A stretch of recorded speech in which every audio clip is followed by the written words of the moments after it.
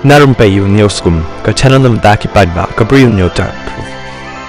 Kesokar Presiden Donald Trump ha United States kalarai ban penduk Pyndam no ke mukotduma pyrshah yau he spah na India Gautam Adani ha ka bayade bat ke kam Pyndam pisa bahado $100 million ban thok yaki Bri na US ban yo ban seng tray solar energy ha India.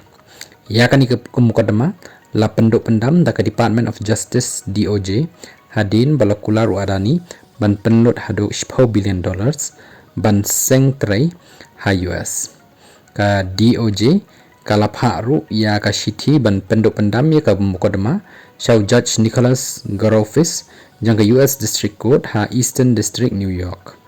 Ya kani ka mukotduma lawan ra da ka DOJ ha ka por ba President Joe Biden ha ka ba la ka no ru yau Adani ba thok ya ki Bri jang ka USA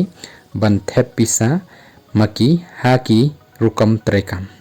ki ba sha kenno kila Pyndam pisa ru ya ki he sarkar jang ka India ban yo ya ki tre ki bara ki $1 billion bat ru u Gautam S Adani u Sagar R Adani bat u Vinit S Jain kila thok ya ki Bri na USA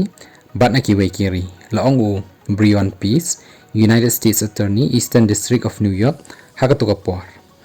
ka Adani Green Energy kala sha kenno ru bakala Pyndam pisa ban thok ya ki Bri ban thep pisa bat ru ban shna ya ka solar power plant ka ba he du ha India ka ba ka yo ka kot kala ban poi hado $1 billion Adani ulong u Bri u badan ha kerdan ka ba khat nyu na ki ba reus pa tam ki Bri ha perthai ha ka ba ka jingshong dor kala poi kamba shis pa $1 billion kat kum ka Bloomberg Billionaires Index baru muktiar jong u Robert J Gyurfa Jr. Uday ubaya janbha baru Presiden Donald Trump.